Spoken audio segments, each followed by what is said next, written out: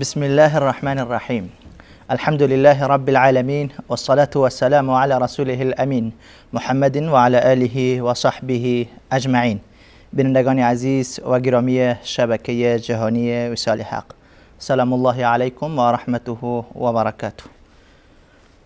البته در آغاز میخواهم از تمام شما بیننده های عزیز و همچنان از جناب دکتر عمرای عزیز برای صحتیابی هرچه عاجل عزیزمان استاد سلیمانی عزیز دعا کنید، چون صحتشان خوب نبود. امروز من مکلف هستم که به عنوان میزبان جناب دکتر عمرای عزیز در برنامه در برنامه سفره دل خدمت شما عزیزان و سروران باشم. همچنان سلام های گرم و داغ خود و شما بیننده های عزیز را خدمت جناب دکتر عمرای عزیز تقدیم نموده ایشان را به برنامه خودشان خیر مقدم میگویم. خیلی خیلی ممنون. بنده هم عرض البته به شرط این که ایشان نیست بنده را خوش آمدیدی بگویم. شما به هر حال آمدید دیگه، حالا خوشم آمدید. بنده هم عرض ادب و سلام دارم خدمت استاد بزرگوار رحیمی عزیز که شرفیاب فرمودند و از قلب آسیا اومدن به سفره دل. از قلب آمدیم به دل. خیلی خیلی خوش آمدید و در واقع به اصطلاح شما اید مهمون و ما هم میزبان شما هستیم و در خدمت شما انشالله هستیم. گرچه که استاد سلیمانی عزیز کسالت کمی داشتند اما میخواستند که یک خیلی جزئی بود، اما میخواستند که به اصطلاح سفره دل رنگین بشه به وجود زیبای شما و خیلی خیلی خوش اومدید. خیر مقدم عرض میکنم خدمت شما و خدمت بینندگان عزیز که ما رو همراهی میکنن در سفره دل خودشون و انشالله که بتونیم در این برنامه هم گریه از یا راهکار مناسب تری رو تقدیم کنیم خدمت عزیزان که به اصطلاح از برخی از رنج‌های اجتماعی و گره هایی که خودمون میبافیم و درش افتادیم بتونیم خودمون رو رها کنیم ان شاء الله. تشکر. سلامت باشید دکتر عمرای عزیز. اما میشه در ابتدا برای ما بگویید که در هفته گذشته شما در مورد چی صحبت کردید؟ بسم الله و الصلاة و السلام علی حبیبی و مولا فکر کنم هفته گذشته هم برنامه نرفتید، قبل از او رفته بودید. هفته گذشته بله متاسفانه ما آمدیم اونجا و جنابای کارگردان فرمودند که به اصطلاح مشکلات فنی هست و برنامه اجرا نشد. قبل از این ما طی چند جلسه استاد رحیمی عزیز در مورد ریخت و پاش‌های قبل از ازدواج و مشکلاتی که افراد برای خودشون خلق میکنن جلوی راه خودشون میگذارند و باعث میشن که جوانای عزیز ما بارهای سنگین تر از توان خودشون رو متحمل بشن و خانواده ها به خاطر برخی از رسم و رسومات اشتباهی که خودشون بافتن یا خود ما بافتیم در جامعه باعث بشیم که رو خودمون فشار بیاد، رو خانواده ها فشار بیاد، روی افراد فشار بیاد. جوانای ما سر وقت نتونن به اصطلاح به سفره بختشون بشینن. دختر خانم ها این فرصت در خیلی موارد از دستشون بره و به اصطلاح به مرحله‌ای برسن که دیگه بخت یاریشون نکنه. در مواردی باز مسائل جهیزیه و پای بندایی که به اصطلاح خانواده ها برای خودشون ساختند و جامعه به اصطلاح ظالم و مستبد بر خانواده ها تحمیل میکنه و باعث شده که به اصطلاح خیلی از مسائل ازدواج مشکل بشه. خب از یه سو جهیزیه است و مشکلات اون که خانواده باز به زور متحمل میشه. بعد که جهیزیه رو متحمل شد با در مقابل قضیه مهریه مطرح میشه. حالا میگه که بسیار چشش کور، حالا که اینقدر جهیزیه گرفته مهریه خوبم باید بده. یا طرفی که به اصطلاح مهریه بالا میگه که چشش کور، حالا که اینقدر مهریه از من میگیرن جهیزیه خوبم با خودشون بیارن. یعنی زندگی به جای اینی که به اصطلاح مودت و رحمت بشه میشه نوع رقابت و یک نوع به اصطلاح انگار که دوتا تاجر هستن میخوان با هم معامله کنن. دوتا خانواده نیستن که میخوان با هم پیوند برقرار کنن، بلکه دوتا رقیب، دوتا تاجر هستن که میخوان چیش همدیگه رو در بیارن. خب زندگی که بر مبنای این رقابت باشه نتیجه چه خواهد شد؟ ببینید اساس ازدواج یا پیوند ازدواج بر مبنای چه هست؟ خداوند متعال ما رو از خلقکم من نفس واحده، از یک انسان و از یک پیوند، از یک نماد آفرید و خلق منکم خلق لكم از و خلق منها زوجها و از همین انسان مردی که به اصطلاح به وجود آورد اون نیمه دیگر شو که یک نوع تکامل هست به وجود آورد. هدف از این ازدواج چه بود؟ هدف یک پیوند مودت و رحمت برقرار، یعنی عشق، یعنی محبت، یعنی یه پیوندی که به اصطلاح قرآن از اون به نام میثاق غلیظ یاد میکنه. دقیقاً. یک پیوند ناگسیختنی، خب یک پیوند ابتدای آغاز زندگی شاد. خب این به اصطلاح پیوند ما میایم از ابتدا اون رو با یک نوع گره‌کوره هایی که پاپوش هایی که برای خودمون میسازیم اون رو کدرش میکنیم. خب از روز اول به جای اینکه ما به روی هم لبخند میزنیم و چش رو همدیگر به چشم همدیگر نشون میدیم، دندون برای همدیگه تیز میکنیم، خب نتیجه چه خواهد شد؟ نتیجه این شد که به اصطلاح ما چوب بدی هم به سر ما وارد میشه. به هر حال دیگه به هر حال ما وقتی که روند طبیعی یک زندگی صالح رو آغاز نکردیم، بعد از اون دیگه هر بلایی که سرمون میاد از دست خودمون هست. از دست خودمون هست. ما در ازدواج وقتی میریم به اصطلاح دعا میکنیم برای به اصطلاح داماد و عروس، چی بهش میگیم؟ میگیم بارک الله لک و بارک علیک و جمع بینکما فی خیر. وقتی ما میگیم بارک الله لک و بارک علیک و به اصطلاح همون حکایت به اصطلاح سبحه بر لب توبه بر لب سبحه بر دست، در پر از شوق گناه.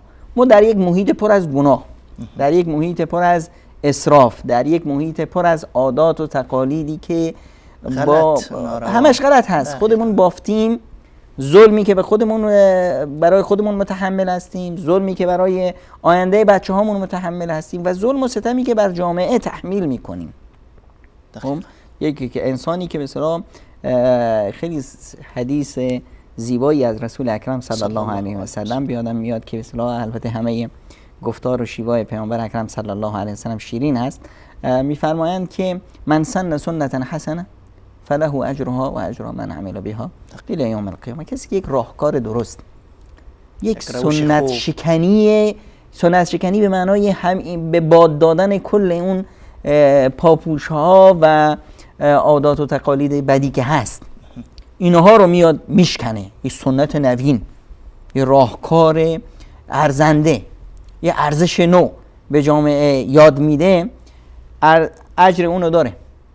و تمام افرادی که تا روز قیامت از اون راهکار رو یاد گرفته بودند و عمل کرده بودند، اجر همه اونا رو خواهد گرفت. مثل اجر اونها اونم اجر خواهد گرفت. در مقابلش باز یک سیلی بدی هم از رسول اکرم صلی الله علیه و سلم برای همین جامعه مشکل ساز هست که من سن سنتا سیئه، کسی که اومد و یک راهکار بدی رو به جامعه تلقین کرد، یک اسرافی رو کرد. دیگران اومدن که ما از آقای رحیمی چه کم داریم، چرا ما نکنیم؟ خب این از اون چشم هم چشمی و فلان و این یک کلاق چل کلاق شد و بعد و بدتر شد. این کسی که پایه اول رو گذاشته، قدم اول رو در این کار گذاشته، به اصطلاح گناهش رو متحمل میشه. بعضیا میگن که حتی قاتل اول قارون، هر انسانی که در قابیل ببخشید قابیل که به اصطلاح برادرش حابیل رو کشت، یک انسان رو کشت، در واقع یک راهی رو به انسان نشون داد.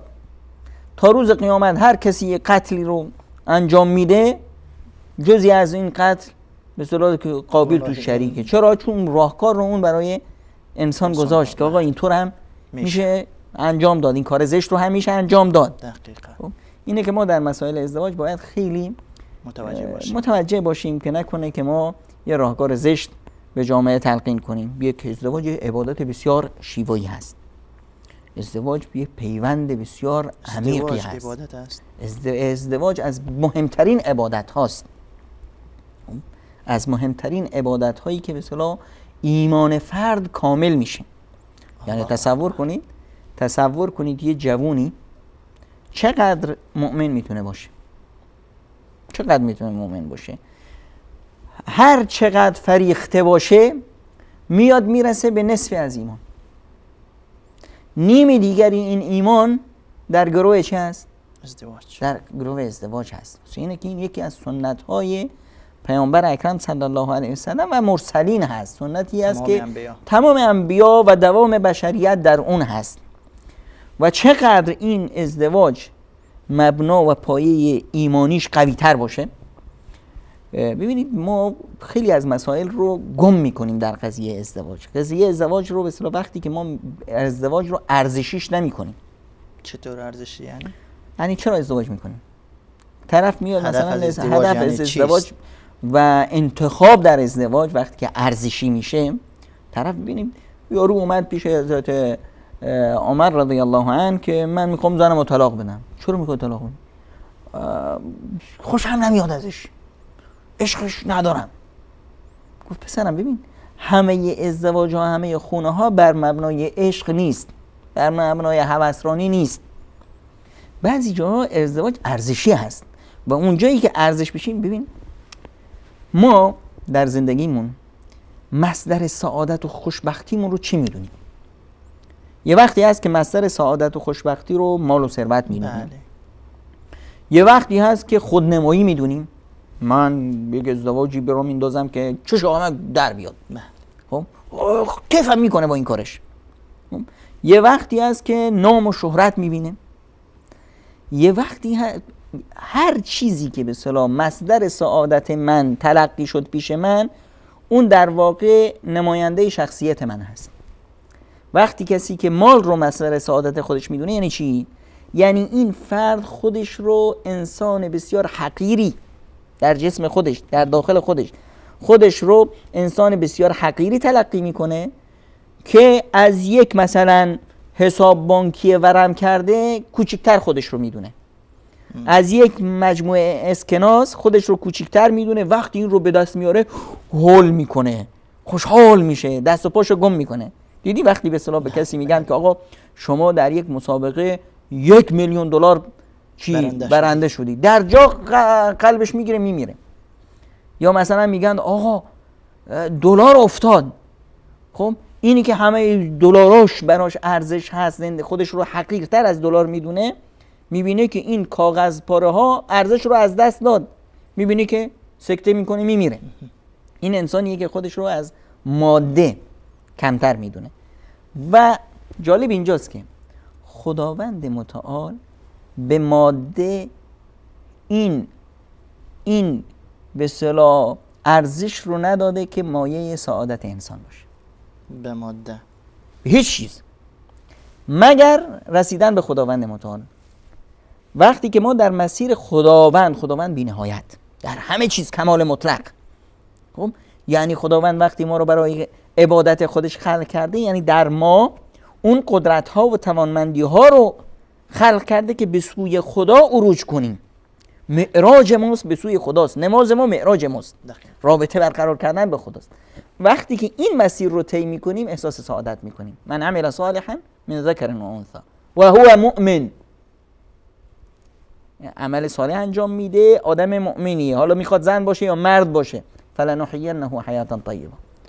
ما اون رو زندگی پر از سعادت و خوشبختی میدیم. اما مال دنیا چی؟ مال دنیا هر چه شما در پیش باشید سعادتش آنی هست. طرف میخواست که بهترین ماشین دنیا رو داشته باشه، گرفت خرید، خیلی خوشحال میشه، باش عکس میندازه، سلفی میگیره، فلان میگیره، تو فیسبوک و تو واتساپ و نمیدونم فلان. یه ما بعد عادی میشه براش. اون چیزی که سعادت بزرگ تقلق نمیکرد یه ما بیشتر دوام نکنه. حتی در ازدواج بعضیا میگن آقا ماه عسل.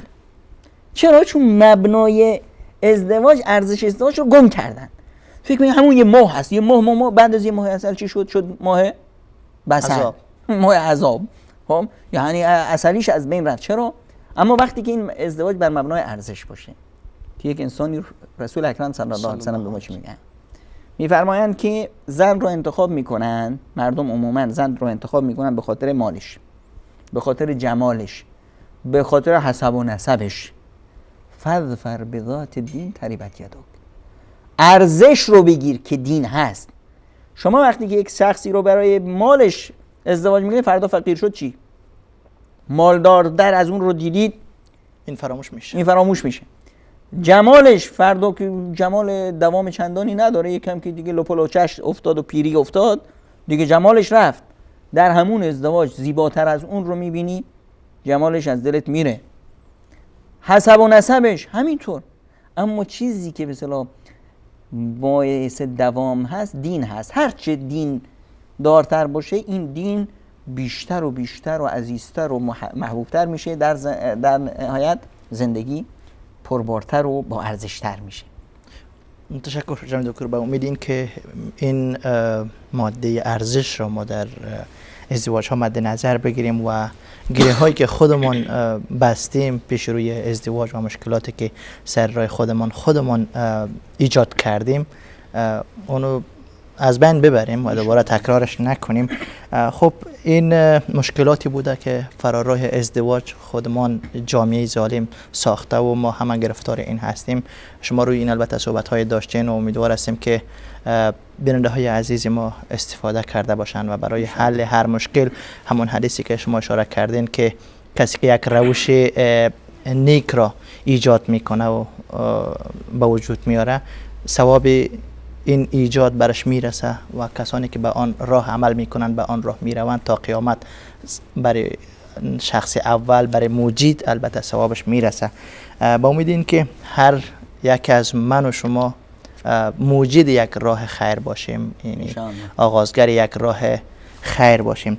خب موضوع امشب ما فکر میکنم ولیمه است. ولیمه بود که آقای سلیمانی خیلی شوق داشتند که در ولیمه باشند، اما قدر خداوند بر این رفت که دیگه قدر الله ما شاء فعل. از چند وقت پیش میگفتند ولیمه کی میاد.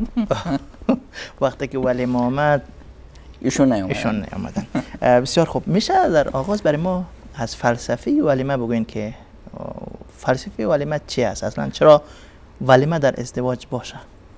ببینید در ازدواج یک شادی است. این ولیمه چی است در آغاز؟ هدف ولیمه چی است؟ به اصطلاح یک غذایی که به عنوان ابراز به اصطلاح این نعمت بزرگی که خداوند به این داماد و به اصطلاح عروس خانم داده.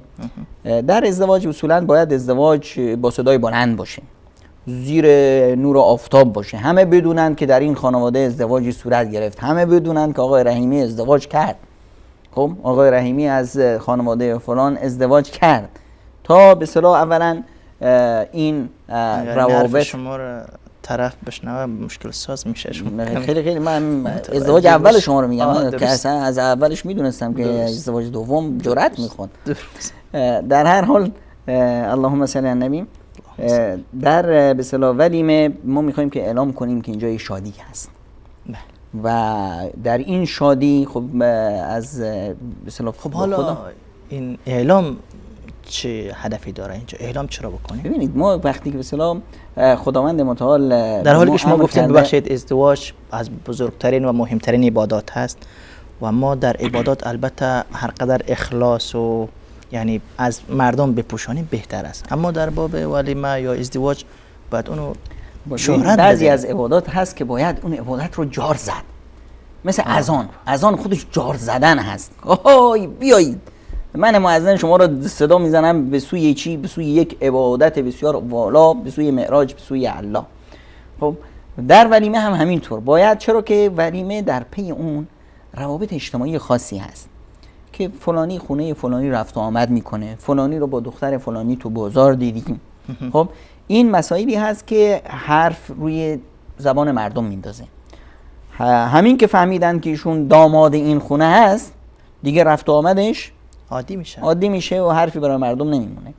همین که فهمیدن فلانی با دختر فلانی ازدواج کرد، خب تو هر جا به جای این که به اصطلاح طعنه بزنن، به جای این که به اصطلاح مردم تو گوشی هم دیگه حرف بزنن، تبریک میگن.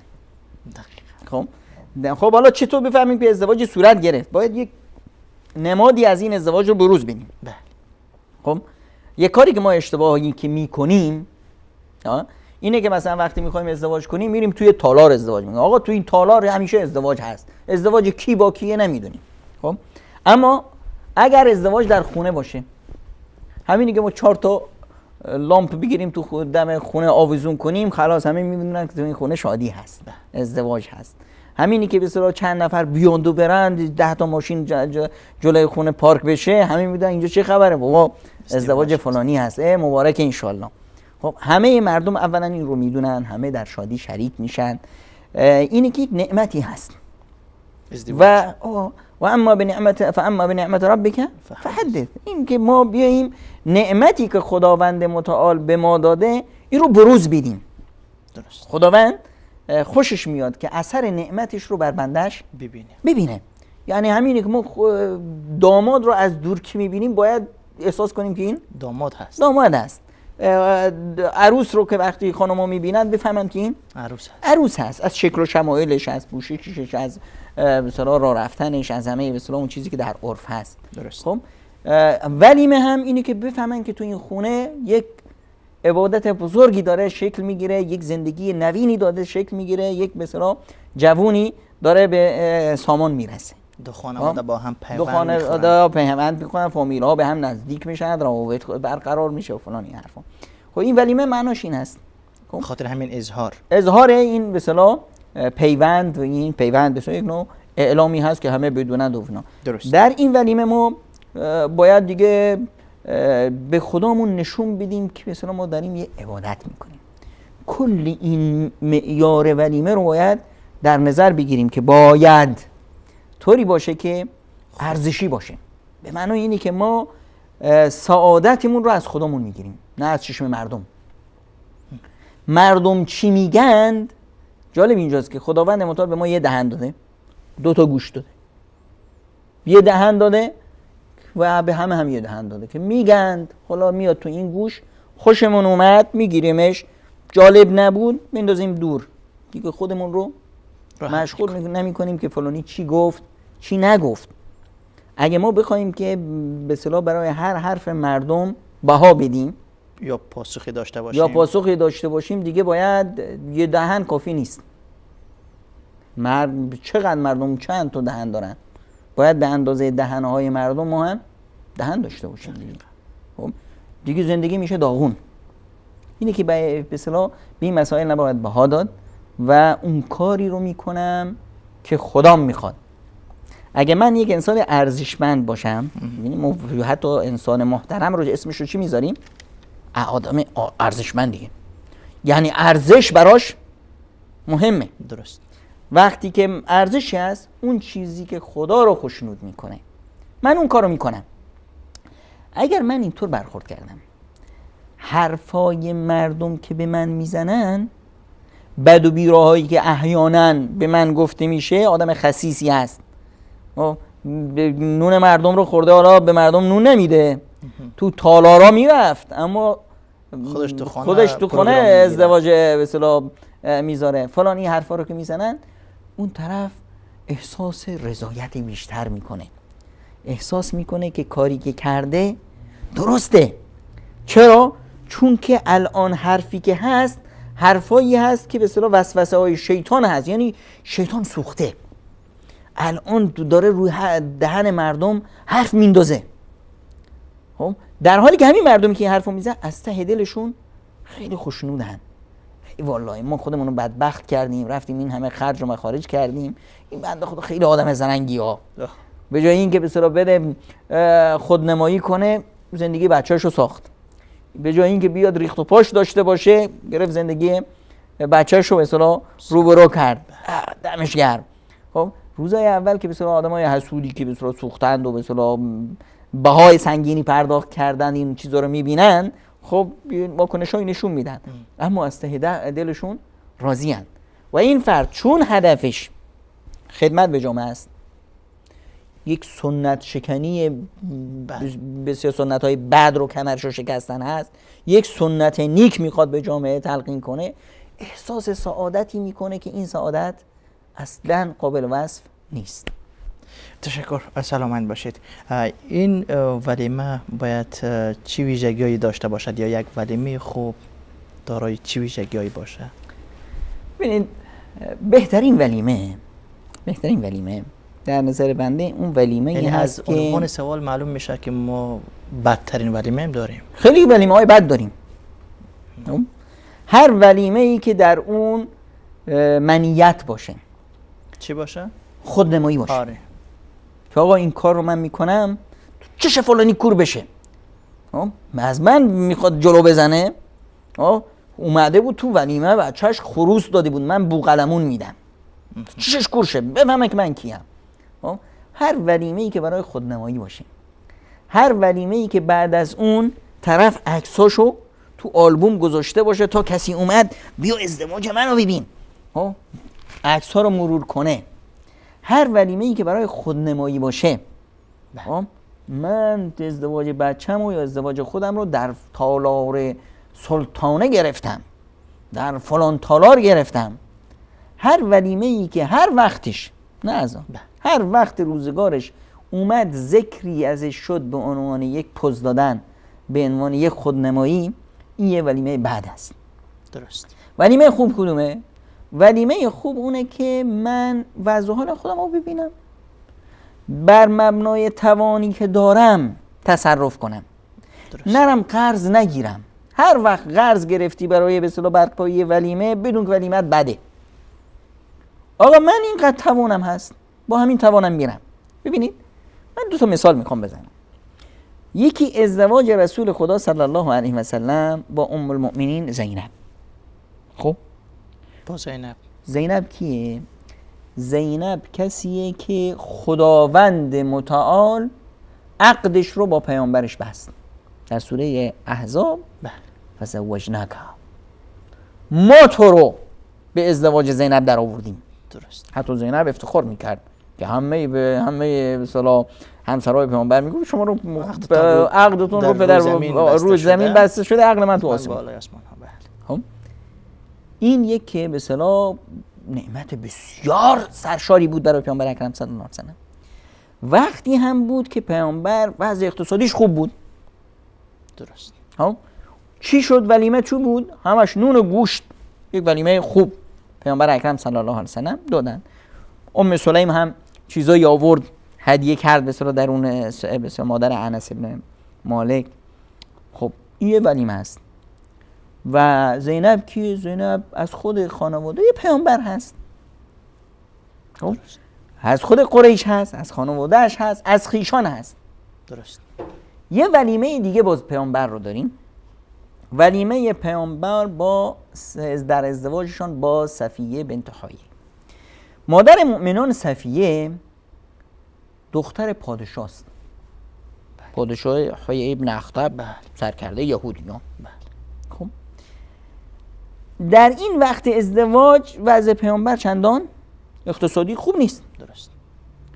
ببینید پیامبر خدا صلی الله علیه و سلم چی میگن؟ میگن که هر یکی از عزیزان چیزی که در بساط داره بیارید بریزیم با هم میخوریم.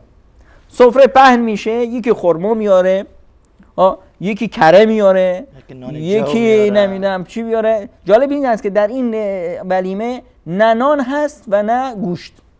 همش ولیمه چی هست؟ خرما هست و روغن هست و یه شوربایی که کسی از کشکی چیزی به اصطلاح قروتی به اصطلاح درست کرده. درست. همه رو هم عزیزان میارن، اطرافیان میارن. یعنی این که در ولیمه به اصطلاح من بیام خودنمایی کنم مطرح نیست. میلیونر مدینه قبلا میلیونر مکه بود، عبدالرحمن ابن عوف رضی الله عنه، اومدن مدینه ازدواج کردن. خب از شکل و شمایلشون به اصطلاح پیامبر فهمیدن، شیگل شده بودن، جست گرفته بودن، ازدواج شاداماد دیگه. پیامبر اکرم صلی الله علیه و سلم فرمودن خب خیره ان شاء الله، ازدواج کردن. خب فرمودن اولم ولو بشات، مهمونی را بنداز، حتی اگه با یک گوسفندی هم باشه. با یک گوسفندی هم باشه به کی دارن میگن؟ عبدالرحمن به میلیونر سابق مکه و الان هم میلیونر مدینه است. یعنی عبدالرحمن اگر بخواد 100 تا شتر گردن بزنه براش هیچ باری نیست. نه، یک ازدواج ولیمه را بنداز که همه بدونن ازدواج کردیم. یعنی قضیه رو اینقدر ساده گرفتن. اینی که من بیام بسیار خودنمایی کنم، من بیام بگم که نمیدونم من کسی هستم، ارزش من به لباس هم نیست. بعضیا میگن که ما آبرو، آقا ما آبرو حیثیت داریم. اون کسی که آبروش تو دو لقمه نون است، تو نمیدونم یه تالار هست، تو نمیدونم یه سفره راه انداختن هست، دیگه این وای به حالش. فردا دیگه این آبروش خیلی ساده میره ها، هر روز این لقمه نون دستش نیست. پس آبروی ما به شخصیتمون هست، آبروی ما به نمایش گذاشتن اون ارزش هایی که بهش ایمان داریم. به خصوص اگر شما یک انسانی باشید که چشمهای جامعه شما رو زیر نظر دارن. بعضی از افراد هستن تو جامعه که خداوند متعال از یک نعمت بسیار والای اونا رو برازندی کرده. اون نعمت چیه؟ نعمت اون هیبتی که در جامعه دارن، نام و شخصیتی که در جامعه دارن. انسان بسیار فرهنگی هست، انسان عالم دین هست، طالب علم هست، اینا برای در جامعه یک هیبت خاصی دارن، جامعه بهشون یک ارزش خاصی داده، وقتی حرف میزنن همه حرفشون رو گوش میکنن. خب این یه نعمت بزرگی. این افراد جامعه اینها رو زیر نظر داره، کار اینها زود تقلید میشه، جامعه از اینا کپی برداری و الگو برداری میکنه. درست. اینا الان حق ندارن اونطوری که میخوان رفتار کنن، اونطوری که ارزش هایی که اینها نماینده اونند باید برخورد بکنن. مردم اینها رو به عنوان یک انسان پاک دامن صالح نیکو سرشت میشناسن. باید تصرفاتشون اینطور باشه. وقتی ازدواج میکنن باید این معیارها و این ارزش‌ها مد نظرشون باشه. درست. وقتی به اصطلاح جایی در ازدواجی شریک میشن، میرن اونجا باید این ارزش‌ها رو گوشزد بکنن، بروز بدن، نصیحت بکنن، حرفشون رو بزنن، به افراد بگن. درست. سکوتشون در همچنین مراحلی، در همچنین جایی ظلم است به جامعه. ما ببینید حتی پیامبر خدا صلی الله علیه و سلم وقتی میایم میگیم سنت پیامبر چه هست، میگیم اون چیزی که انجام داده، اون چیزی که گفته و حتی اون چیزی که دیده و سکوت اختیار کرده. مجرد سکوت علامتش هست که این کار خوبه، رضایت دارن. این ویژگی وقتی ما میگیم یک دعوتگر به اصطلاح میراثبر پیامبر هست، وارث انبیا هست، یه معلم وارث انبیا هست، پس این ویژگی در اون باید باشه که در مقابل باطل سکوت نکنه. چون سکوتشون به معنای تأییدی، فلانی در ازدواج فلانی بود هیچی نگفت، حالا تو کی از دیگه چیزی میگی؟ یعنی ایشون مگه نمیفهمین؟ این حرفیه که مردم باید فردا میزنن. خب پس مجرد اینی که بسیار طرف رفت فلان جا و به هر حال ما رفتیم طرف خوشحال بشه، این کافی نیست. باید اونجا اعلام نارضایتی بکنند از اون ریخت و پاشی که میشه، از اون اسرافکاری که میشه. باید بگن که این کار درستی نیست. حتی اگر نیاز بود به عنوان اعتراض از اون جلسه برن تا همه بدونن که در جلسه ازدواج فلانی جناب حضرت شیخ رحیمی عزیز تشریف آوردن، بعد از اون گذاشتن رفتن. یعنی چی؟ خوششون نیومد، این روند برنامه رو نپسندیدن، بهشون اجازه داده نشد حرفی بزنن، فضا نبود. همین تنها کاری که کردن به اصطلاح به عنوان اعتراض بلند شدن رفتن، معذرت خواهی کردن. بابا من نمیتونم در همچنین جایی باشم. چرا؟ چون که فردا مردم همین وجود من رو بهانه میگیرن و همچنین کارا رو انجام میدن. و من در این کار بسیار نمیخوام در این گناه سهیم باشم. تشکر. سلامت باشید. اجازه بدید بریم به سراغ یک برنامه کوتاه. بیننده عزیز، میان برنامه کوتاه را میبینیم و وقتی چای برای شما بریزم برمیگردیم. شما میریزین یا من بریزم؟ خب نریختید شما، من حالا بریزم. بعد از میان برنامه برمیگردیم ان شاء الله. نور في الظلمات أنسي في خلواتي يا سعدي وهنائي القرآن حياتي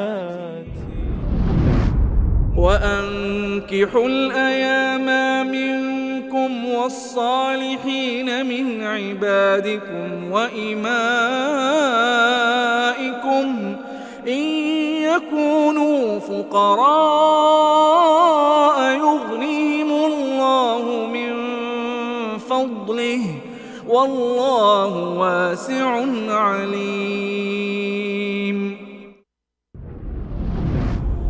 و به مردان و زنان بی همسر و نیز غلامان و کنیزان شایسته خیش همسر دهید اگر فقیر و تنگ دست باشند، الله آنان را از فضل خیش دارا و بی نیاز می گرداند و الله گشایشگر داناست.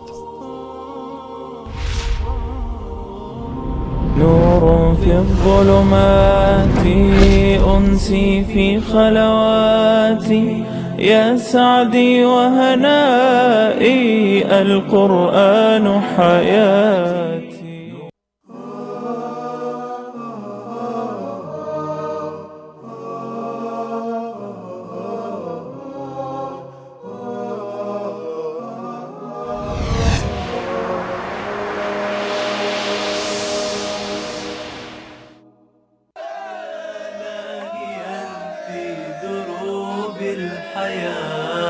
تسير الخطى في دجى الحيرة وتقضي الزمان بغير اعتبار. رويدك أبصر من الغفلة ولا تك يوما مع السادرين وتحيا بعيدا عن السنة ولا تتبع أي خلق مشين فتجني الملام مع الحسرة.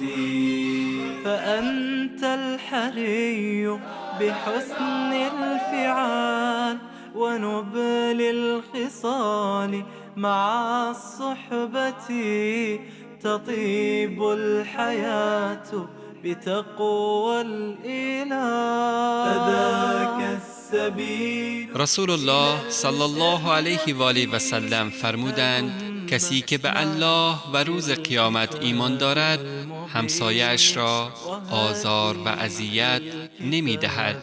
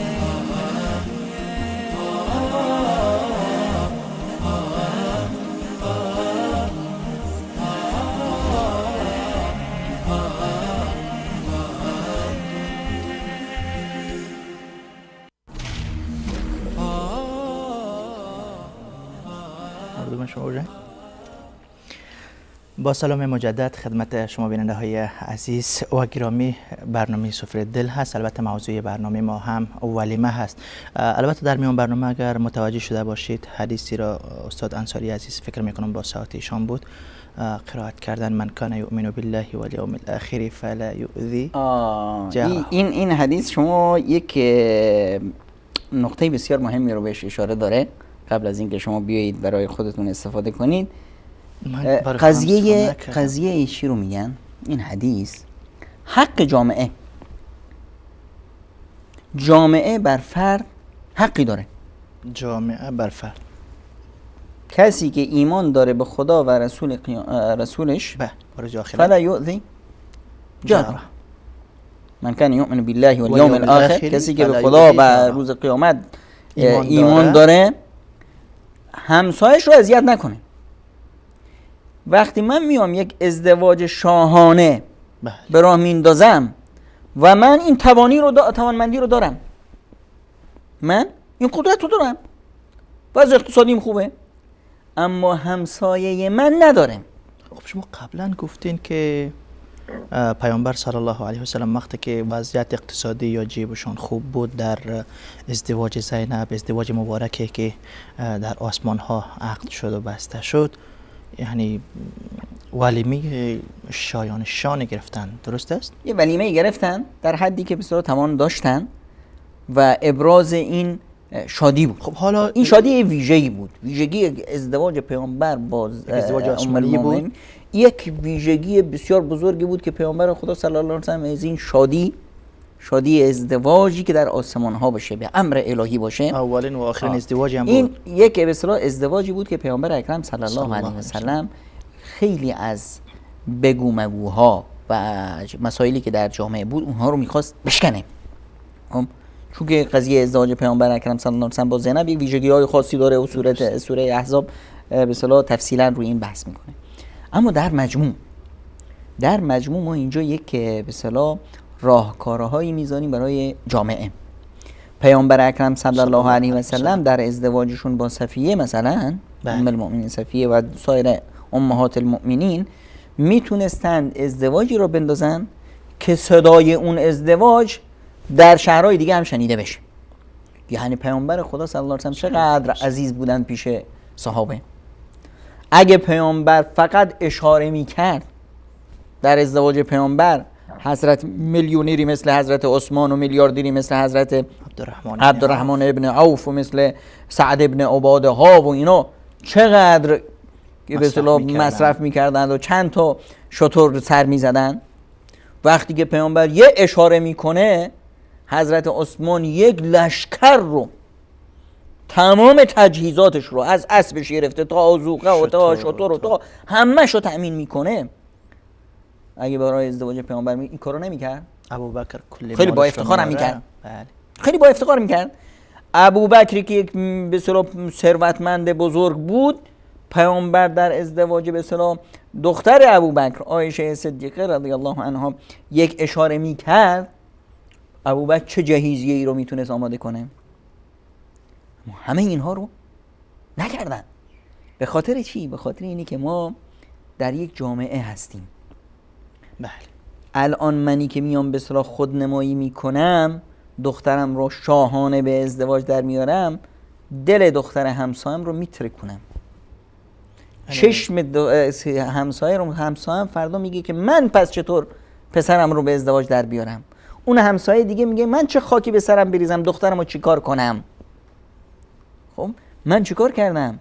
اومدم برای شاد کردن آنی دل خودم یا برای پوز دادن 100 تا دل معصوم رو در جامعه ترکوندن.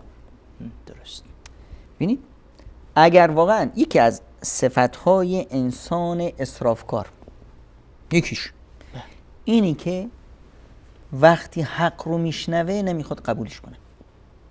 الان ما این حرف رو میزنیم، هر یکی از بینندگان عزیز ما که الان گفتن بابا اینو چی میخوان بگن، بابا مگه ازدواج اینطوری هم میشه، بدونن که یکی از صفات انسان مسرفین رو دارن و مسرف در قرآن کریم با بدترین وصف توصیف شده. اخوان و شیاطین، برادر شیطان دیگه. حالا چی میخواد از این بدترش؟ کانوا اخوان الشیاطین. خب یعنی تجاوز کردن در هر چیزی، نه تنها تجاوز در خورد و خوراک، تجاوز در شیء به اصطلاح تصرفات آنچنانی که از حد گذشتن.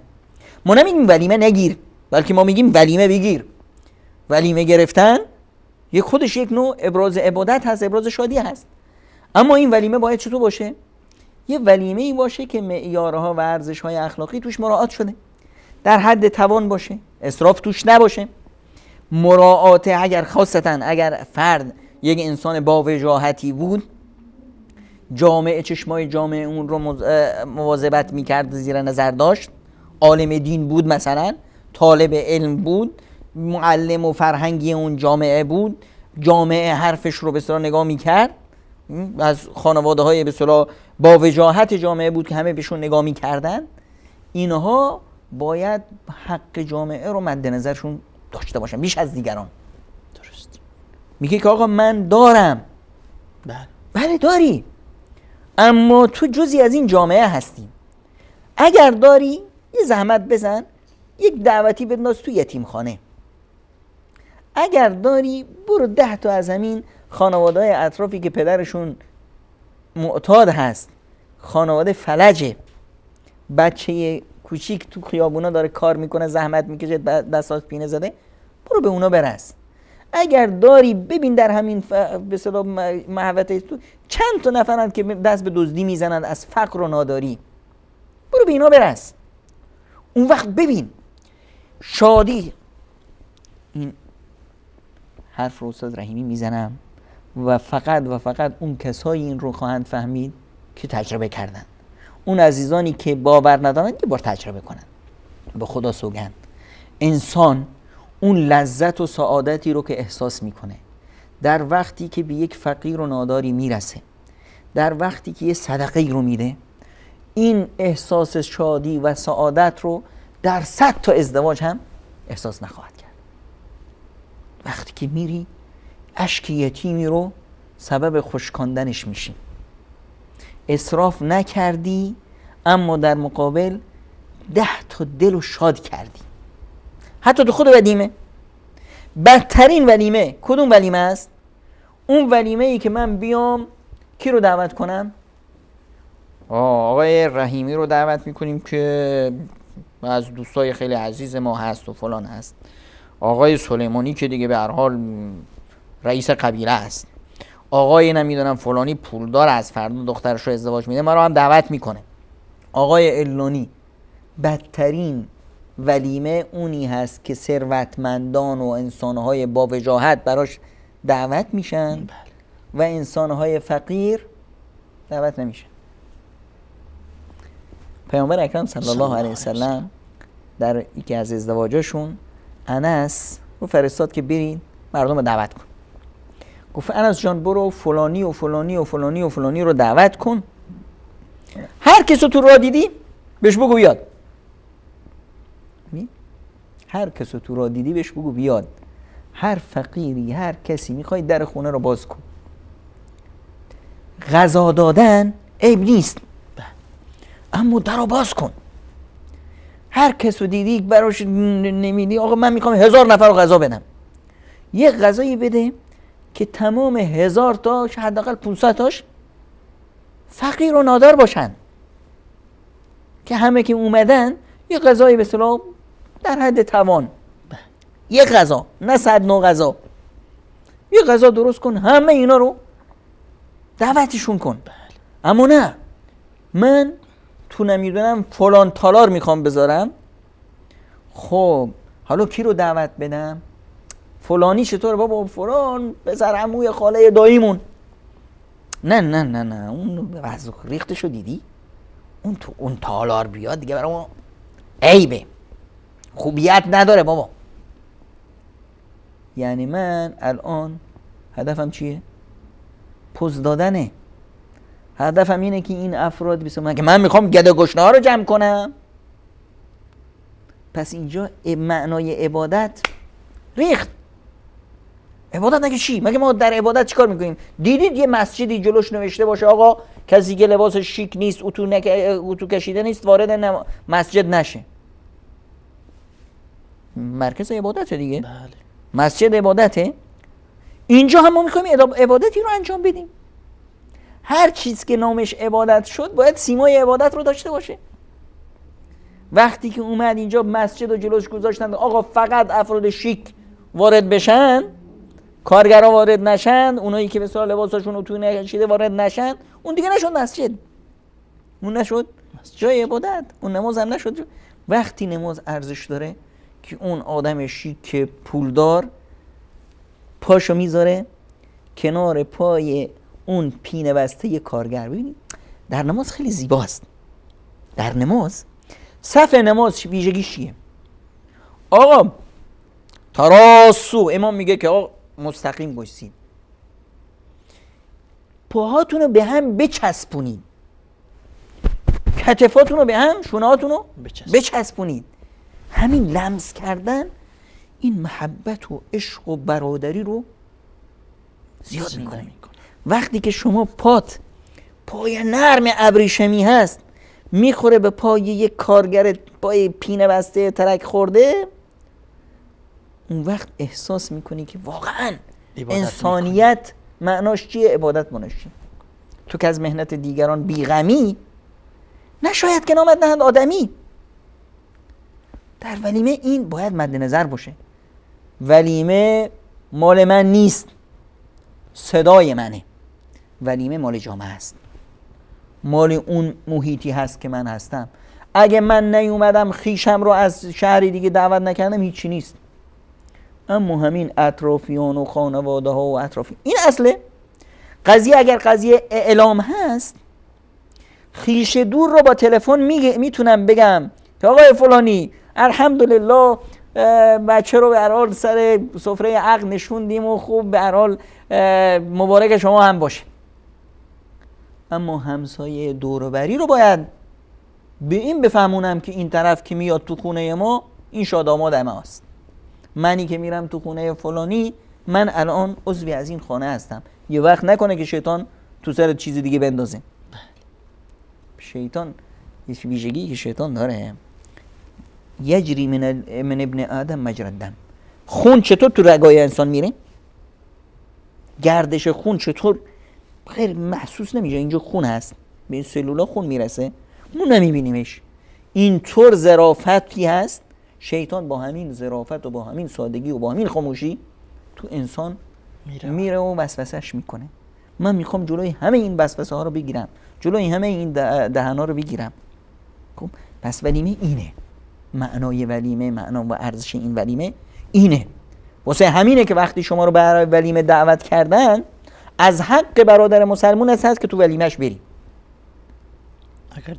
اگر شما رو دعوت کردن، این بایدیه که باید بری. نمیخوای بری، معذرت خواهی کن.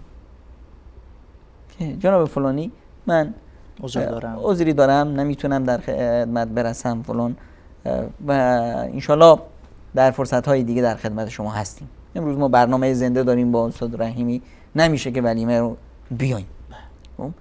یا اگر خاصتا اگر شما انسانی اینو که همیشه باید اکید داشته باشیم، حق جامعه. وقتی که شما یک انسان با وجاهتی هستید که مردم نگاه میکنن به شما، میگه که جناب فلانی حقیقتشو بگم، شما در تالاری با این ریخت و پاش بسیار برنامه گذاشتید، وجود من در اونجا مناسب نیست. من که بیام مردم دلشون میترکه، اونایی که بسیار توان ندارن. واسه همینه وقتی که من میگم ارزشی عمل کنیم اینه، بیا یک ولیمه بسیار 1000 نفر رو دعوت کن. اما بگردی چرخی بزن تو همین منطقه خودت، تو خیشای دوربر خودت، 20 تا جوون رو بیار، اعلام کن که آقا این ولیمه از 20 تا جوونه، 20 تا جوون ما داریم ازدواج میدیم. مگه تو نمیخوای که ازدواج بچت مبارک باشه؟ بیا 20 تا خانه رو شاد بکن.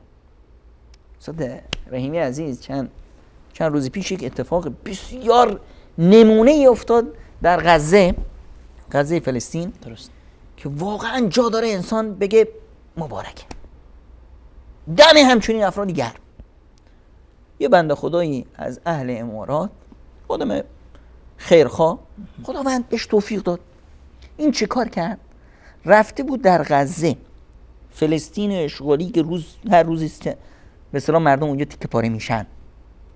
خب اونجا چقدرن جوانایی که پایشون از دست دادن، دستشون رو از دست دادن، معلولین چقدرن، هر روز اونجا داره بم میباره.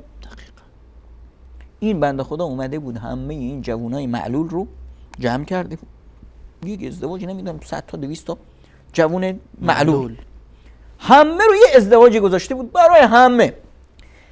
تصویرش اصلا دل انسان رو شاد میکنه. فقط نگاه کن، عروس خانم دست داماد رو گرفته، یه دامادیه که 2 تا عصا داره، یه دامادی یه عصا داره، همه یه معلولان با هم دارن مثل یک برنامه ازدواج.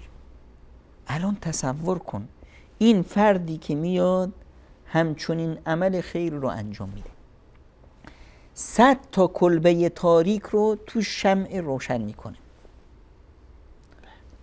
این فرد از دید خدا مگه پنهان میمونه؟ این فرد چه برکتی تو زندگیش خواهد اومد؟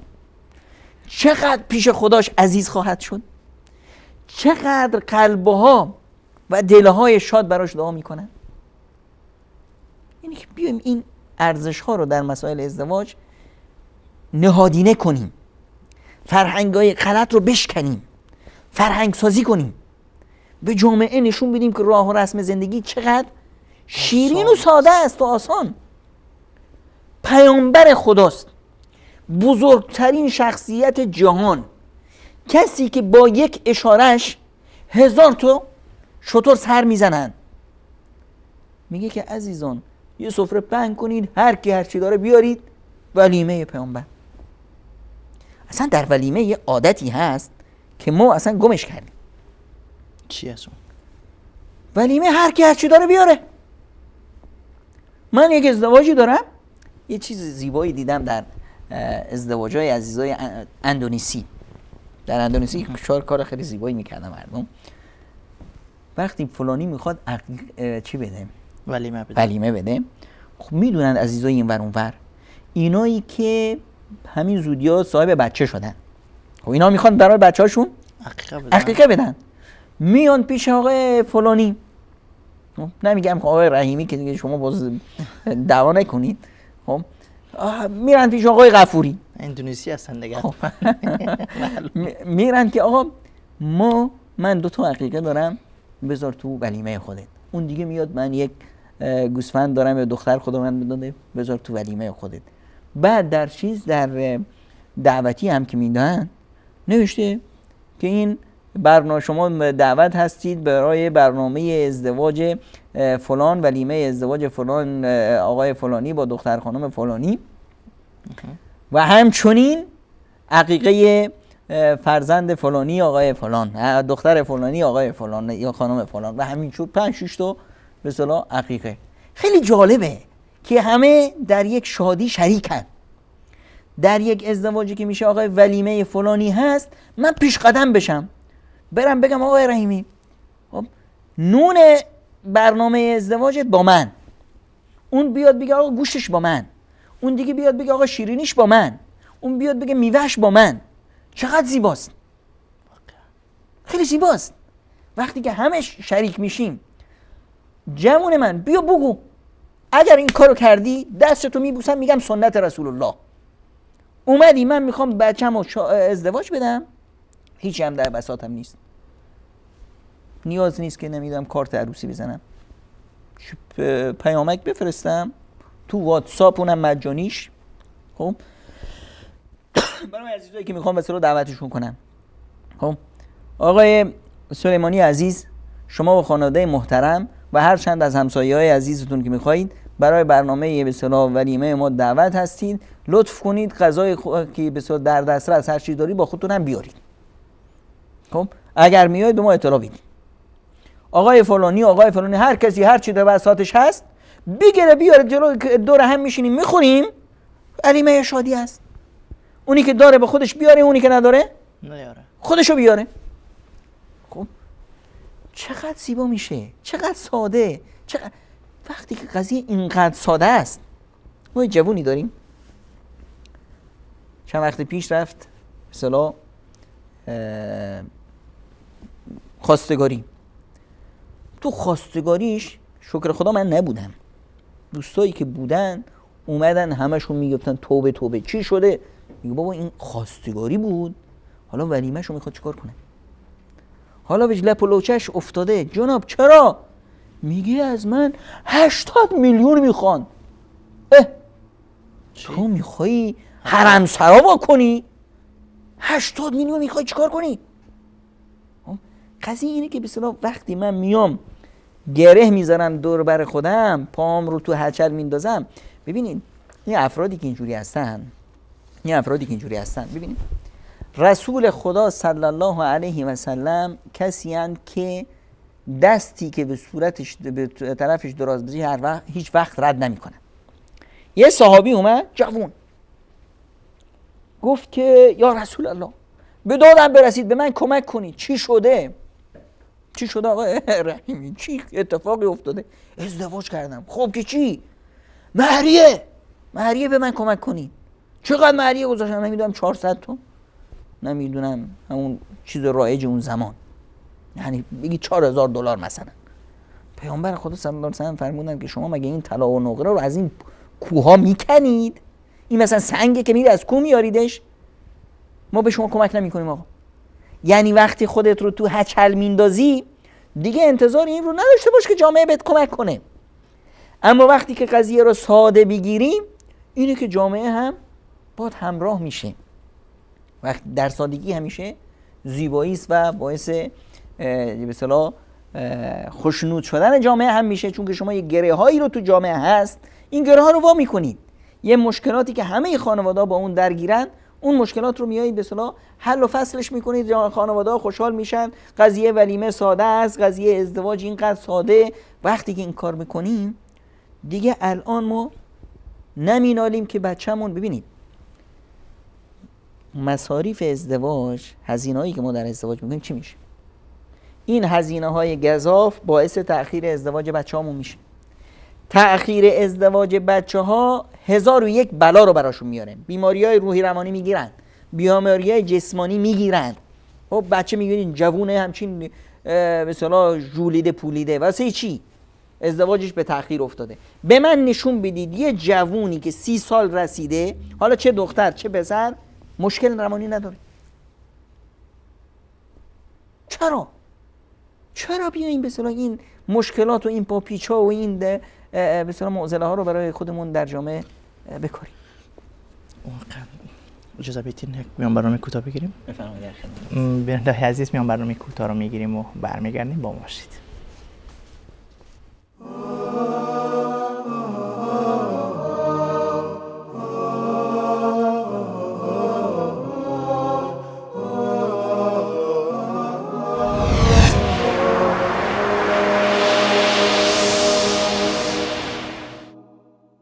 أحب الرسول به يقتدي حياتي هناء مع السنة.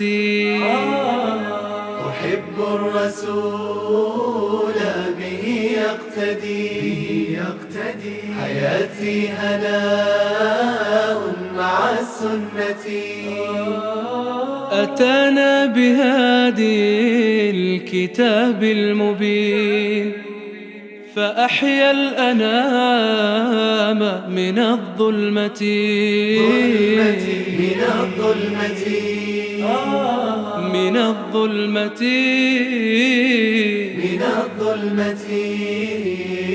وزكاه ربي بخلق عظيم وطهر حباه ذر القمة. هو المصطفى قادنا للفلاح ودرب الرشاد. رسول الله صلی الله علیه و آله و سلم فرمودند ایمان هیچ یک از شما کامل نمی شود تا اینکه دوست بدارد برای برادر مسلمانش آنچه را برای خود دوست می دارد.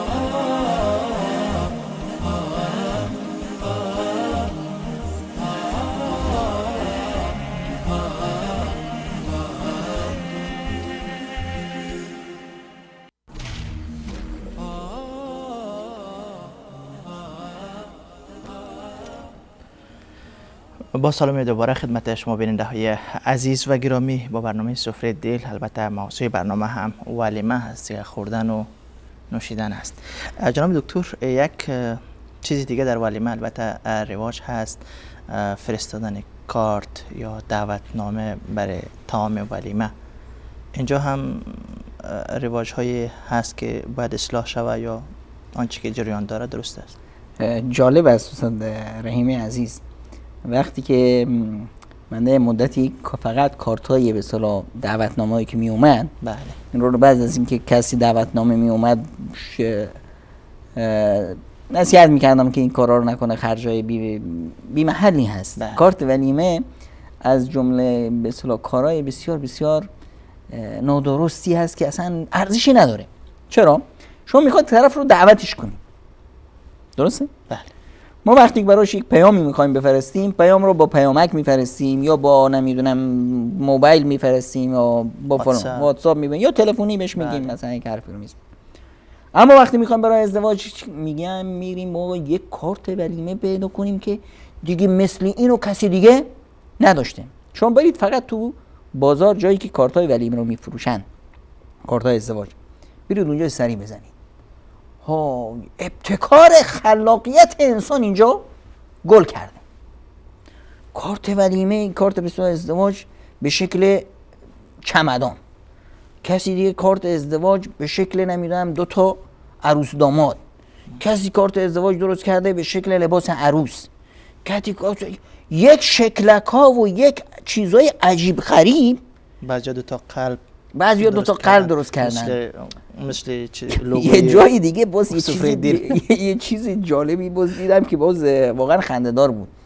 یه تکه چوبی بود، یه چوب نفیس با یه کاغذ کوچیکش آویزون بود.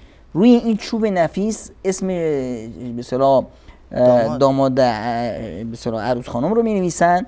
روی اون به اصطلاح کارتک کوچیک که همراهش هست، خیلی نفیس، خیلی با ارزش و با قیمت، اون به اصطلاح اسم کسی که دعوت شده.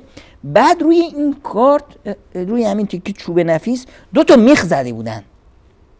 حالا همه چیزش قابل مفهوم بود، قابل فهم بود مگر همین 2 میخ. گفتم این میخا چیه؟ میگه این میخا اینه که میخواد بگه که چش حسودا کور. این میخ بره تو چش حسودی. ببین حالا بیا شما تصور بکن که این چقدر خرج کرده. جالب اینجاست، این شاید به هدف این باشه که اون طرف تو خانش به دیوار میخ بکنه، اونجا آویزون باشه، لباس آویزون کنه یا جالب اینجاست که همه این کارت‌های عروسی از یک مقواهای خیلی کلفت هست و خیلی رنگین هست. ارزشش چیه؟ ارزشش اینه که آقا فلانی با فلانی در تاریخ فلان ازدواج کرد. شما الان نمیتونید از این پاکت هیچ استفاده دیگه بکنید، از این کاغذ هیچ استفاده دیگه کنید. بعد از اون چی میشه؟ میندازن تو آشغالی، درسته؟ 2 روز میذاره پیش خودش، بعد میندازه تو سطل آشغال. میخواد چیکارش کنه؟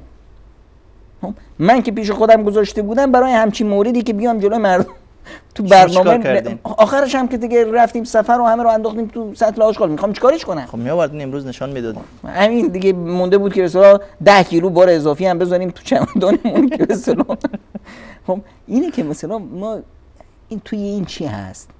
آقای محترم، شما وقتی که این کارو میکنید، جناب آقای فلانی فرزند فلانی به عقد فلانی خانم، خب بعدش این رو گذاشتیتون، اون طرف مقابل هر چه شما رو به اصطلاح دوست داشته باشه، اما وقتی جا نداشته باشه، از جای شما، نام شما، ارزش شما، این شادی شما جاش تو سطل آشغال هست. یعنی شما خودت اسمتو میدی، میری یک مزینه گزافی رو متحمل میشی و میایی به مردم میگید که آقا این کارت عروسی بعد از چند روز منو بندازید تو آشغالی. واقعیت امر اینه دیگه. حالا شما بگید یا نگید، این زبان حال شما اینه. اما اگر می اومدی یه شکار میکردی. حالا کارت عروسی یه مشکل دیگه هم داره، نمیدونی کی اومد کی میاد کی نمیاد. 200 تا کارت عروسی پخش کردی، 50 نفر اومد، برای 200 نفر غذا درست کردی، همه زایشون. اما اگر بیایی خلاصش کنی، یه پیام با یه دعا، با یه درخواست دعا بفرستی برای کسایی که میخوای دعوتشون کنی و در این حال هم بذارید مثلا 4 تا از خویشای یا عزیزا یا همسایا رو هم با خودت بیار. اگر خواستی غذا رو هم با خودش بیاره بهش اشاره هم بکنی هیچ اشکالی نداره، ایرادی نداره. برای امام مسجد بوده که بعد از نماز بگن قوما بیان که ولیم فلانی است. در مسجد محله، بله در مسجد محله آقا بعد از نماز عزیزان امروز ازدواج فلانی است، در خانه فلانی یک غذایی ترتیب داده، همه با هم بسم الله. چقدر زیباست. 4-5 تا از خویشای عزیزای دیگر تو هم خواستی دعوت کنی، چقدر زیباست. خب اینا رو دعوت کردی، خب خیلی راحت، نه اسمت تو سطل اشغالی رفت، نه اهانت شدی، نه هزینه گزاف دیگه به اصطلاح متحمل شدی. توی به اصطلاح پیامک فرستادی، حداقل توش می‌نویسی عزیزانی که به اصطلاح شرف حضور میدن اعلام کنن. هر کسی جواب داد میدونی که به اصطلاح میاد. اونی که نمیتونه بیاد معذرت خواهیشو میفرسته. حالا میدونی که تو این ازدواج 100 نفر میاد، 50 نفر میاد، عدد دستته. خیلی وقتی عدد دستت باشه چقدر راحت میشی، خودت میدونی که مثلا چطور برنامه ریزی کنی، چقدر غذا درست کنی، جا رو چطور مرتب کنیم. خب جامون تنگه والله، خیلی ها میخوان بیان. خب همسایه عزیز، خب چطور همین به اصطلاح سالنتون رو به اصطلاح فردا با هم شریک باشیم، خانم‌ها تو خانه همسایه، آقایون اونجا، بچه‌ها اینور، بزرگترها به اصطلاح سالخورده‌ها اونور. خب خیلی راحت میشه. قضیه همش 100 سال که نیست، 2 ساعته. همسایه هم خیلی خوشحال میشه وقتی شما بهش اینقدر ارزش دادی که در یک ازدواج، در یک برنامه اونو شریک کردی، اون رو برادر خودت دونستی، خونه اونو خونه خودت دونستی، چقدر احساس سعادت میکنه. اینه که مثلا وقتی ما زندگی رو اینطور سادهش بگیریم، اینقدر مثلا واقعیت هایی هست تو جامعه و سادگی خیلی زیباست. یه عزیزی داشتیم، این همیشه از افغانستان که می اومد، خب تلفن میکرد که آقای فلان خونه ای؟ میگه صبحانه من میام 10 نفرم بام هست. استاد رحیمی اصلا باورت نمیشه که وقتی که این به اصطلاح تلفن میکرد خونه ما چقدر شاد میشد. احساس میکردم که ببین ایشون یکی از اساتید وارسته دانشگاه کابل افغانستان هستن. همیشه که می اومد وقتی که تلفن میکرد، یعنی ما تو خونمون 10 نفر رو خودمون دعوت میکردیم، اینقدر خوشحال نمیشدیم که وقتی ایشون با 10 نفر می آمد خودش رو دعوت میکرد. این نشان دهنده چه است؟ نشان دهنده ما احساس میکردیم که این مثلا خونه ما رو خونه خودش میدونه، ما رو به عنوان برادر خودش میدونه. خب همیشه به اصطلاح ما خوشحال میشدیم وقتی که در مسائل ازدواج همچنین مواردی رو ما در نظر بگیریم. من خودم وقتی میخواستم ازدواج کنم، شاید 10 تا از عزیزان اساتیدی که بودیم می اومدن میگفتن که چطوره که این برنامه ازدواج خونه ما لیاقتش رو نداره، اما واقعا ما خوشحال میشیم که برنامه رو تو خونه ما بذارید. شما که نمیتونید در 10 تا خونه برنامه بذارید، یه جایی خودت داری با همون میچرخونی. اما همینی که به صورت مردم میان این تعارفات رو بهت میکنن چقدر زیباست، چقدر روابط صمیمیتر میشه. چرا زندگی رو این تو سادهش نکنی؟ همین خاطر بارها الله متعال در قرآن میگوید که یرید الله بكم اليسر ولا یرید بكم العسر. همیشه عسر، همیشه بدبختی، همیشه ترس از آینده بد، این کار شیطان است. الشیطان یعدکم الفقر. بابا چطور میشه؟ زندگیم چی میشه؟ ازدواج کردم چی میشه؟ خداوند بهت میگه که آقا جوونا رو ازدواج بدید. این یکونوا فقراء یغنیهم الله من فضله. وعده غنا و به اصطلاح ثروتمندی این وعده الهی است. وعده فقر و ناداری و بدبختی وعده شیطان است. وعده شیطان است. چرا ما حرف شیطان رو میگیریم، حرف رحمان رو نمیگیریم؟ پس اینجا مشکل اینجاست. مشکل اینجاست. مشکل اینه که به اصطلاح وقتی جوون ما رو میاییم به اصطلاح تشویقش میکنیم به ازدواج، میگه که آقا من ازدواج کردم از کجا بخورم؟ ای بابا تو الان این شکمبه چی تو داری پر میکنی، الان که داری میخوری، از کجا اون دختر خانمه داره میخوره. اون کسی که امروز به شما روزی میده فردا یادش میگه که بهتون بده؟ تنهایی بهتون روزی میده، دوتایی روزی نمیده. زندگی رو ما خودمون وقتی میخوایم که زندگی کنیم، آقا چرا ازدواج نگه؟ من خونه ندارم، نمیدونم من فلان ندارم، وظیفه ندارم، کار ندارم، خونه ندارم، زندگی ندارم، فلان ندارم. بابا اینا رو میسازی. ما چیکار میکنیم؟ میخوایم که بچه‌مون رو ازدواج بدیم. منی که بعد از نمیدونم یه خانه ای ساختم، یه زندگی ساختم، 50 سال 60 سال دارم جول میکنم به این مرحله رسیدن، میخوام وقتی دخترم رو ازدواج بدم باید خونه ای مثل خونه من داشته باشه. خب نشد.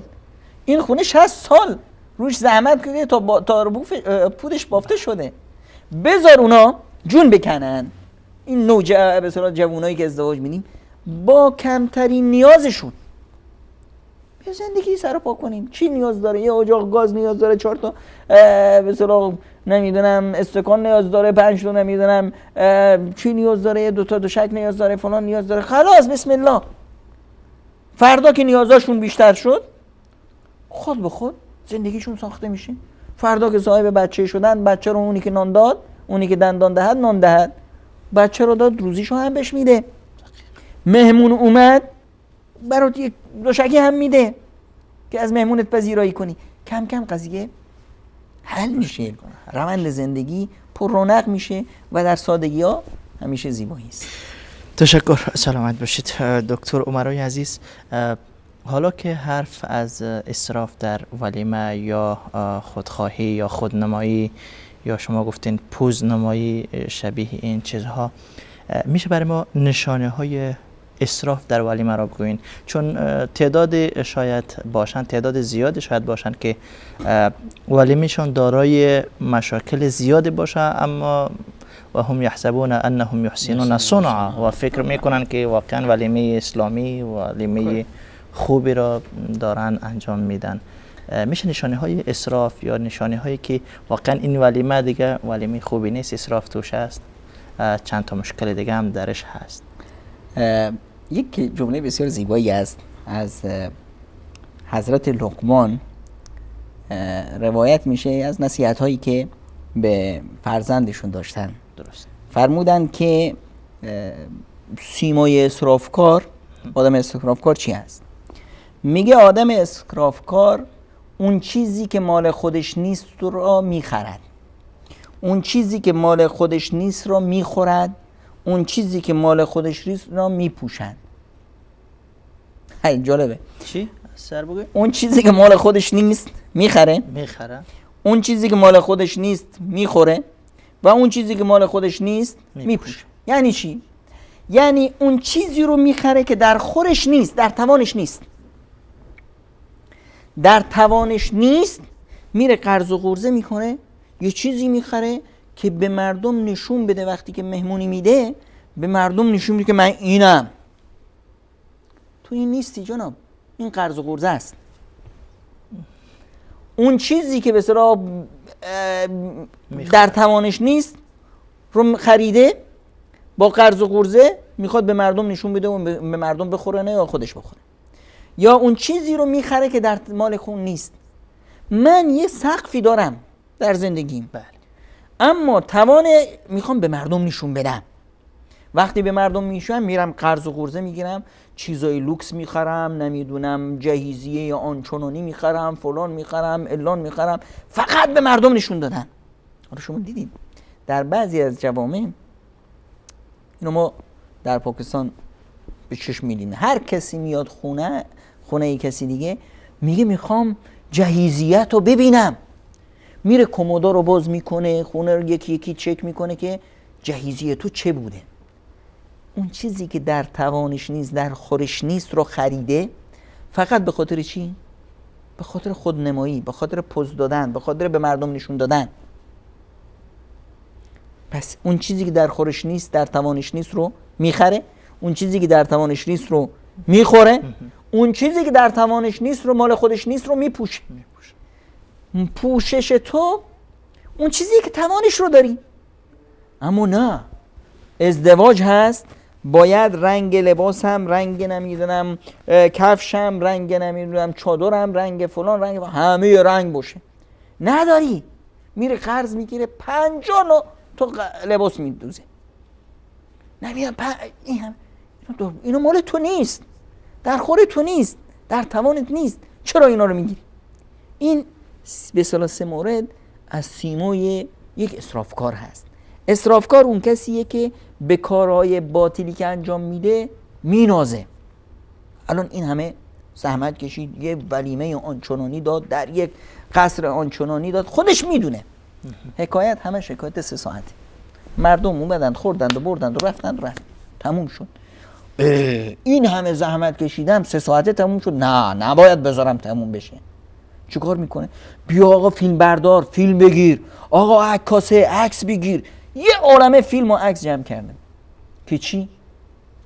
که 10 سال بعد، چون این دردش به دلشه بیچاره، این همه خرج کرد، مردم 3 ساعت فراموش کردن. حالا باید یادآوریش کنه. هر کی میاد خونش، بیا عکسای ازدواج ما نگاه کنیم، در تالار فلان رفتیم، 10 نوع غذا خوردیم فلان. چرا این حرفو میزنه؟ طرفم با کراهیت میشنوه. خب بعد طرفم دیگه، خب برای هر کسی که میخواد به اصطلاح پوز بده، مردم خوششون نمیاد. اما چی؟ درد داره. این همه خرج کرد، مردم خوردن و رفتن، کسی یادش نمون. حالا باید یادآوری کنم به مردم. تو چقدر؟ بعدش چی؟ این همه عکس گرفته، حالا مردم حالا حوصله عکس نگاه کردن ندارن. نمیدونم هر کی میاد ویدیو رو میذاره، نمیدونم فیلم رو نگاه کنه ببین ازدواج من بودا. مردم خسته شدن، کسی که میاد خوشش هم نمیاد از این ریخت و پاشا. اما این درد داره که این همه خرج کردم، باید دیگه زنده بمونه این نام. به اصطلاح کاری که کرده بود برای همین نام و نشان بود. و یکی دیگه از اینه که به اصطلاح افراد اسرافکار، یکی از صفاتاشون همینه که الان شما برو به همین افرادی که همچنین ریخت و پاشایی میکنن، بگو چرا فقیرا رو دعوت نمیدیم؟ میگه مگه من میخوام گداگشنه رو جمع کنم؟ در خور ما نیست، در خور این تالار نیست که این افرادی که به اصطلاح پا برهنه را بیارم اینجا. بخوای بهش بگی که عزیز من، شما این همه ریخت و پاش کردی، حالا همین مبلغی که اینجا خرج کردی مثلشو بده به یک مؤسسه خیریه، بده به یک یتیم خانه، بده به یک نمیدونم 4 تا دانشجویی که مثلا هزینه درسشون رو ندارن، بده به یک بچه یتیم، خانواده بی سرپرست. میده. یکی از علامت‌های اسرافکار همینه که در کارهای خیر بی‌رغبته. اونجا جایی است که رضایت خداست، در اونجا رغبت نداره. اینجا جایی است که شیطان میرقصه، اینجا رغبت داره. پس این بیماری است. ما بسیار باید این دل رو صافش کنیم، این رابطمون رو با خدامون درست کنیم تا بسیار بتونیم بسیار در این جامعه گردنی رو بالا بگیریم، بگیم که ما عضوی از این جامعه هستیم، ما در ساختار این جامعه نقش داریم. وقتی که دردی رو از کسی، تو که از همون مثلا بنی آدم اعضای یکدیگرند، چه خوش گفته واقعا سعدی بزرگوار، بنی آدم اعضای یکدیگرند که در آفرینش زیک گوهرند، چو عضوی به درد آورد روزگار، دیگر عضوها رو نماند قرار. تو که از مهنت دیگران بیغمی، نشاید که نامت نهد آدمی. تشکر. سلامت باشید دکتر عمرای عزیز. البته وقت برنامه ما هم رو به پایان هست، فقط 3 الی 4 دقیقه از وقت برنامه مانده. در آخر میخواهیم که پیام های شما یا توصیه های نهایی شما برای جوان هایی که رو میارن به ازدواج در این روزها، ولیمه دارن یا روزهای بعد ولیمه دارن، یا خانواده هایی که ولیمه دارن، چی باید بکنن؟ پیام هایتان به طور مختصر چی است برایشان؟ ببینید، قضیه ازدواج رو هر چه ما ساده تر بگیریم، هم خودمون راحت میشیم، هم خانواده ها راحت میشن، هم جامعه راحت میشه. چطوری ساده بگیرم؟ تا همون حدی که در توان ما هست. یعنی در توان برای ازدواج هرگز قرض قرضه نکنیم. در توان ما و در توان جامعه. در توان ما که هست یا در توان جامعه، در توانم حتی اگر نباشه، من توانی این رو ندارم که حتی یه ولیمه بذارم، میتونم به همین خیشای خودم رو بگم آقا هر کی هر چی داره بیاره. و در اینی که ما بیاییم، ما جامعه بزرگتر بیاییم، وقتی میبینیم یه جایی یه جوونی میخواد به اصطلاح ازدواج کنه، یه جا همت بذاریم، دست بالا بزنیم، آقا بگیم که آقا نونش از من، غذاش از من، نمیدونم فلان چیزش از من، ما کمک کنیم. یکی پول بده، یکی نمیدونم 4 تا گوسفند بده، یکی نمیدونم عقیقه بچهش رو بده، یک همه با هم دست در دست هم بدیم. جوونا رو در این زمانی که بسیار گرونی هست، در این زمانی که ظلم و ستم، ما در کشورامون مدیریت نداریم، دولت نداریم، یه مشت به اصطلاح راهزن داریم که اموال عمومی رو چپ و ول میکنن، اون وقت چی؟ اون وقت ما بیایم بچه‌هامون رو رضایی کنیم؟ نه خیر، ما بیایم دست همدیگر رو ببینیم، ما بیایم جامعه رو کمک کنیم در راه ساده زیستن، در راه مثلا مشکلات جامعه رو برطرف کنیم با محبت، با عشق، با صمیمیت، با در کنار هم بودن. به هم دیگه وقتی کمک کنیم، هم زندگی شیرین میشه، هم ما لذت این زندگی رو میبریم. ببین من از چی به اصطلاح فلنحیینه حیاتا طیبه رو شرطش چی بود؟ وقتی ما میخوایم که زندگی سعادت مندی داشته باشیم، عمل صالحا فمن عمل صالحا من ذکر او انثى و هو مؤمن. تنها ایمان شرط نیست، عمل صالح شرطه. جامعه نیاز به صالحین نداره، جامعه نیاز به مصلحین داره. اگه کسی بیاد صالح و نیکوکار باشه و اصلاح نکنه، جامعه هیچ کارش نداره. چه وقتی که شیطان ها داغ میشن، چه وقتی که با فرد در میفتن؟ وقتی که مصلح باشه، وقتی که مصلح باشه. ببینید پیامبر خدا صلی الله علیه وسلم تو مکه کی بود اسمش؟ کی بود اسمش؟ محمد امین. یک انسان صالح، همه ی مکه دوستش داشت. همین که شد مصلح، اومدن همه ی طاغوتیان صدراش شدن با سنگ زدنش. پس اینه که ما در جامعهمون نیاز به مصلحین داریم. تشکر، از سلامت باشید. جزاکم الله خیرا. بیننده های عزیز و گرامی، البته امشب در برنامه سفره دل بنده مهمان جناب دکتر امرای عزیز بودم و در مورد ولیمه، منکرات ولیمه، مشکلاتی که در ولیمه های امروزی وجود داره، این مشکلات را اولا ما خودمان ساختیم و باید خودمان حلش کنیم.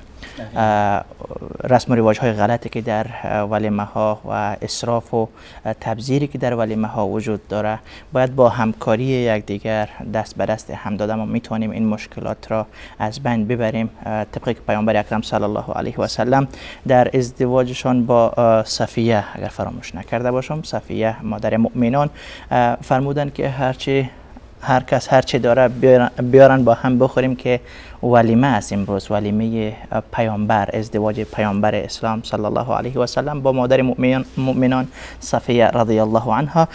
امیدوار هستم که از صحبت‌های جانانه و عالمانه و مصلحانه جناب دکتر امرای عزیز استفاده برده باشید، همانگونه که من مستفید شدم. همه شما عزیزان را به خداوند یکتا و یگانه میسپارم. فقط فراموش نکنم که تشکری ویژه‌ای دارم از احمد جان و حمزه جان و سایر همکاران عزیز ما که پشت صحنه این همه را خدمت شما تقدیم میکنن. همه شما عزیزان را به خداوند یکتا و یگانه میسپارم. الله یار و مددگارتان و السلام علیکم و رحمت الله و برکاته. جزاکم الله خیرا.